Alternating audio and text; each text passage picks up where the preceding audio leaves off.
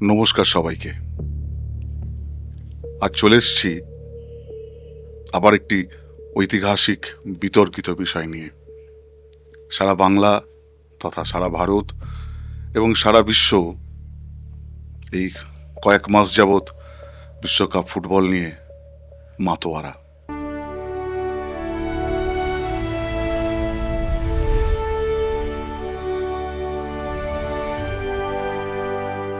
কিন্তু এই বিশ্বকাপ ফুটবলের পেছনে যে রাজনৈতিক এক কালো অধ্যায় আছে, আমরা আজ সেটা নিয়ে একটু আলোচনা করব। ফুটবল কেবলই 90 মিনিটের একটা খেলা নয়। আর যখন কথা হয় ফিফা বিশ্বকাপ নিয়ে, তখন তো শুধু মাঠের 11 জন বনাম 11 জনের লড়াইয়ে সীমাবদ্ধ থাকে না। বিশ্বকাপ মানে কোটি কোটি মানুষের আবেগ, কোটি কোটি ডলারের বাণিজ্য এবং পর্দার আড়ালে চলা এক জটিল রাজনৈতিক দাবার বোর্ড।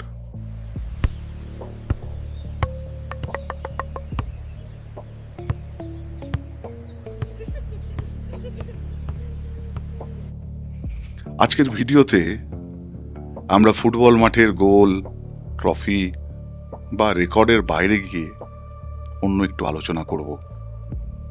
আমরা জানব কিভাবে ফুটবল ইতিহাসকে প্রভাবিত করছে এবং কিভাবে সারা বিশ্বের রাজনীতি বারবার বিশ্বকাপকে নিজের স্বার্থে ব্যবহার করেছে। মুসোলিনির হুমকি থেকে শুরু করে আর্জেন্টিনার সামরিক জান্তা কিংবা সাম্প্রতিক সময়ে মধ্যপ্রাচ্যের ভূ রাজনীতি সবই আজ উঠে আসবে এই আলোচনায়। চলুন ফিরে যাওয়া যাক 1930 সালে। 1930 সালে উরুগুয়েতে বসেছিল ইতিহাসের প্রথম বিশ্বকাপ ফুটবলের আসর। তৎকালীন ফিফা প্রেসিডেন্ট রিমে চেয়েছিলেন খেলার মাধ্যমে বিশ্বজুড়ে শান্তি ও ভ্রাতৃত্ব ছড়িয়ে দিতে, কিন্তু তার সেই স্বপ্ন খুব দ্রুতই রাজনীতির কালো মেঘে ঢেকে যায় 1934 সালের দ্বিতীয় বিশ্বকাপে, যা অনুষ্ঠিত হয়েছিল ইতালিতে। তখন ইতালির ক্ষমতায় ছিলেন কুখ্যাত ফ্যাসিস্ট একনায়ক বেনিতো মুসোলিনি। মুসোলিনি খুব ভালো করেই বুঝেছিলেন ফ্যাসিবাদের শ্রেষ্ঠত্ব প্রমাণ করার জন্য এবং ইতালীয়দের মধ্যে উগ্র জাতীয়তাবাদ জাগিয়ে তোলার জন্য বিশ্বকাপের চেয়ে বড় মঞ্চ আর হতে পারে না। আমরা যদি তৎকালীন ইতিহাস ঘাঁটি তাহলে দেখতে পাবো 1934 সালের বিশ্বকাপে রেফারির অনেক সিদ্ধান্তই ইতালির পক্ষে গিয়েছিল। এমনকি ফাইনাল ম্যাচের আগে ইতালির খেলোয়াড়দের প্রতি মুসোলিনির সরাসরি বার্তা ছিল, হয় জিতবে না হয় মরবে, উইন অর ডাই।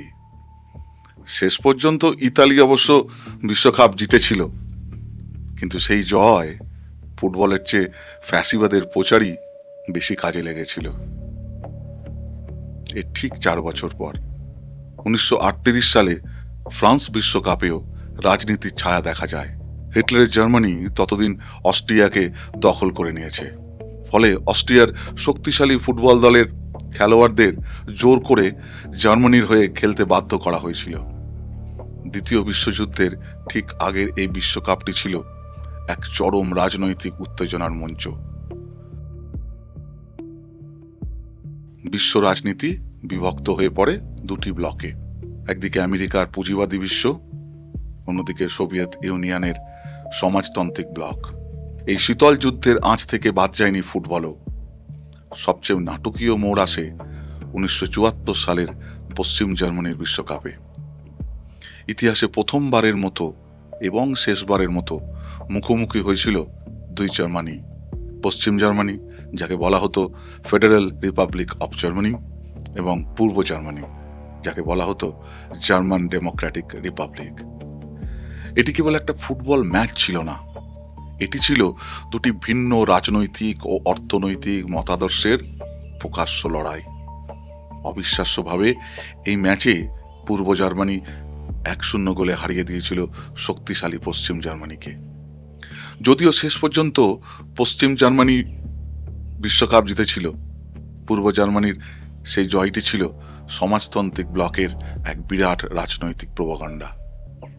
এর আগে 1966 সালের ইংল্যান্ড বিশ্বকাপেও আমরা দেখেছি এশিয়ান ও আফ্রিকান দেশগুলির সম্মিলিত বয়কট। ফিফা সেবার আফ্রিকা, এশিয়া ও ওশেনিয়া অঞ্চলের জন্য মাত্র একটি মূল পর্বের টিকিট বরাদ্দ রেখেছিল।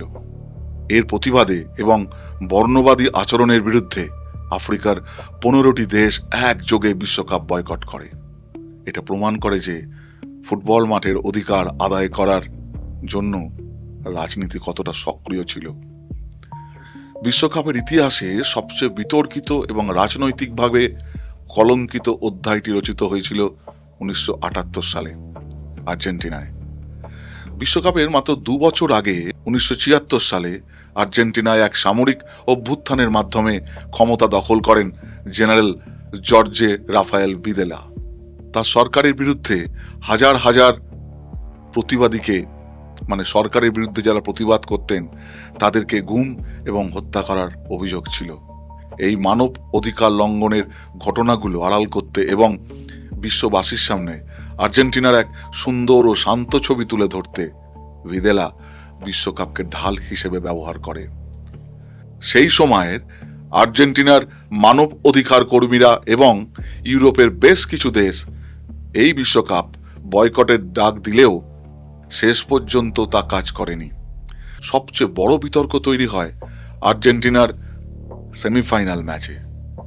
ফাইনালে উঠতে গেলে আর্জেন্টিনাকে পেরুর বিরুদ্ধে অন্তত 4-0 গোলে জিততেই হতো। ম্যাচটিতে আর্জেন্টিনা কিন্তু 6-0 গোলে জেতে। পরবর্তীতে অনেক তদন্তে উঠে আসে যে পেরু সরকারকে রাজনৈতিক ও অর্থনৈতিক সুবিধা এইসব দেওয়ার বিনিময়ে সেই ম্যাচটিকে গট আপ করা হয়েছিল। আর্জেন্টিনা সেবার ঘরের মাঠে বিশ্বকাপ জেতে, আর স্বৈর শাসক ভিদেলা ট্রফি তুলে দেন অধিনায়ক পাসেরেল্লার হাতে। ফুটবল প্রেমীদের কাছে এটি আজও একটি কালো অধ্যায়। বিংশ শতাব্দীতে এসে বিশ্বকাপের রাজনীতি এক নতুন রূপ নিয়েছে, যাকে সমাজবিজ্ঞানীরা ও রাজনৈতিক বিশ্লেষকরা বলছেন স্পোর্টস ওয়াশিং। এর অর্থ হলো কোনো দেশ তার খারাপ মানব অধিকার রেকর্ড ও স্বৈরচারী ভাবমূর্তি আড়াল করার জন্যে বড় কোনো আন্তর্জাতিক ক্রীড়া প্রতিযোগিতা আয়োজন করে নিজেদের পরিচ্ছন্ন দেখানোর চেষ্টা করে। 2014 সালে ইউক্রেনের ক্রিমিয়া উপদ্বীপ দখল করার পর রাশিয়ার ওপর আন্তর্জাতিক নিষেধাজ্ঞা ছিল, কিন্তু 2018 সালের সফল বিশ্বকাপ আয়োজন করে পুতিন বিশ্বকে দেখাতে চেয়েছিলেন যে রাশিয়া একঘরে নয়, বরং তারা বিশ্বের মূল স্রোতের একটি অংশ।